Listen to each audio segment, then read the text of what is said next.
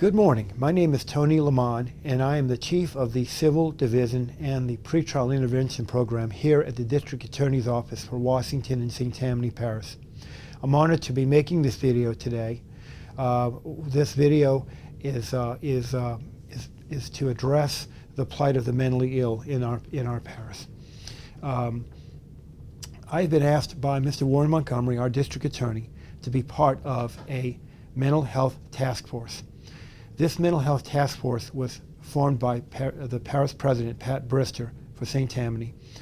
And the purpose of this task force is to unite a number of individuals from law enforcement, including our District Attorney's Office, the Sheriff's Office, first responders, hospitals, the National Association for Mentally Ill, NAMI, and a number of other different entities to try to convert Southeast Louisiana Hospital, which is in Mandeville, into a crisis center for mentally ill people and to provide other services for mentally ill people.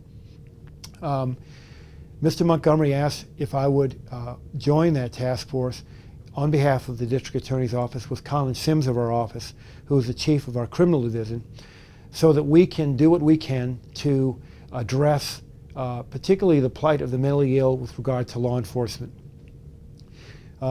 This task force has been assigned to go around the country and to look at the best crisis centers around the country and to see how they do things and to try to take the best ideas from those various places and incorporate it into our crisis center that we're going to build at Southeast Louisiana Hospital, and to provide the best services that we can for the mentally ill. The Parish of St. Tammany has purchased Southeast Louisiana Hospital's property. That hospital was closed some years ago, and now is taking those existing structures to build this crisis center for the mentally ill. So right now in St. Tammany and in Washington parishes, what happens is that when an individual has a psychotic break or a mental crisis, family members and individuals around when this occurs have very few options. One is they can call the 911 number and have the police come and pick that individual up. Often when the police pick that individual up, they lack the training to know how to de-escalate a situation. They are limited to where they can bring that individual. They can bring them to the emergency room, or they can bring them to jail if there's been some criminal infraction, minor or not. Or they can leave that person where they are. We don't think that's the best solution for several reasons. One, if the person really hasn't committed a crime, they don't belong in jail. The jail will only exacerbate their situation. If they're brought to the emergency rooms, the emergency room doctors will sit there for up to 72 hours with that individual, evaluating that person, while that individual is being observed by an individual in law enforcement who is being paid overtime to do that. The emergency rooms are not equipped to address specifically the mental illness. They're not trained for that. So what ends up happening to these individuals is that they're not getting immediate treatment for their psychotic break.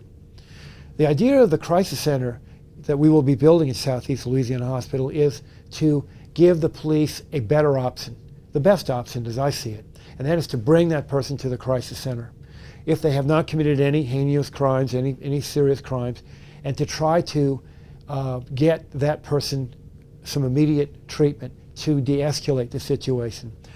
The crisis center, the task force is also geared toward training first responders, the EMTs, the Sheriff's Office, to give them adequate training so that when they do come in contact with an individual having a psychotic break, they have the training to de-escalate that situation. I think it's a wonderful project. On a personal level, my son, who's 26, is in a psychiatric hospital, and he has been for several years now because he suffers from schizophrenia. I've gone this path with my son for over 7 years now, and I see from his own personal experience the plight of the mentally ill in this country, and the limited options that people have to deal with individuals who are having psychotic breaks. So on a very personal level, I'm very passionate about seeing that this mental health task force accomplish its task and help the mentally ill. But also from a taxpayer standpoint, which I think this is the wisdom of Mr. Montgomery in being involved in this project, there are some tremendous tax savings that can be accomplished with this task force. For example, instead of tying up law enforcement in emergency rooms and emergency room services, which can affect the ability of hospitals to financially handle the mentally ill people, this crisis center will avoid tying up our emergency rooms, tying up emergency room services, and perhaps give quicker attention to other emergency-related situations. But also, if we're not having to bring these individuals and incarcerate them in jails, we're reducing jail populations and therefore saving taxpayer dollars. For example, in San Antonio, when they implemented this program and created their crisis center and their detox center, which we will be looking at eventually, dealing with some addictive disorders that we can deal with at that hospital. But in San Antonio, when they were dealing with this, their jail system was in crisis. They were overpopulated. The federal government was threatening to come in and take over their jail system. By the creation of this crisis center that they have now in San Antonio, now they have almost 1,000 extra beds in their jail system. What that means is us taxpayers aren't flipping the bill to care for these people in our jails. They don't belong in our jails, and it's just costing our taxpayers a lot of money. It's a win-win situation by creating this crisis center because of the tax savings we're going to be realizing. And we're going to be taking people out of the criminal justice system that don't belong there. And we're going to be helping mentally ill people. So it's a really win-win-win situation if you look at it that way. Anyway, I am very, very honored to be part of this task force and for Mr. Montgomery to have asked me to be part of this task force.